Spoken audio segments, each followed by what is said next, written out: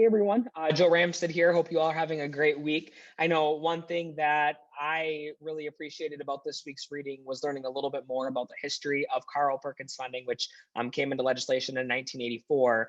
And this is something that we didn't spend a whole lot of time talking about in my teacher preparation program and how Perkins funding came to be. While I do know a little bit about the subject because of the CTE trainings I've been to since becoming a teacher, I did find a resource this week that I'm really excited to share because I wish I would have seen this as a younger teacher. I know when I first got into the classroom, I thought things like consumables, for example, could be utilized for Perkins funding. And I got my hand slapped a couple times saying, no, you can't use that Perkins money for consumable supplies. And I didn't know, for instance, that the van to going to FFA competitions or classroom field trips could be compensated with Perkins funding. So I'm going to go ahead and share my screen here so you all can take a look at this resource as I walk through it.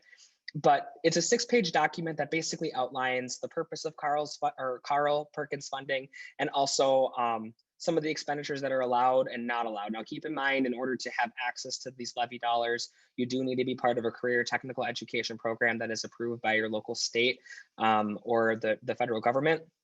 So some allowable expenditures that I want to highlight first is the salary and the benefits and the wages of approved CTE teachers. And I did not know this prior to college, obviously, because we learned about Perkins funding in college for the first time. But one negotiation strategy that I had in getting my current position was reminding them that, yes, up to about half of my salary can be levied through Perkins funding as long as I'm teaching in an approved program and I continue to maintain the approval status of the AFNR education program.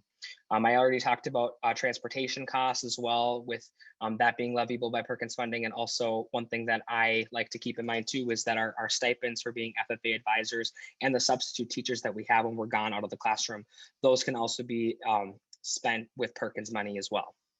Now, some things that are not allowed, like I mentioned previously, I thought that consumables like welding rods, for example, could be utilized with Perkins money, and that is not the case. And I wish I would have seen this little cheat sheet prior to beginning my teaching career, because I could have avoided a couple of conversations with the business office by knowing what can and cannot be utilized with Perkins dollars.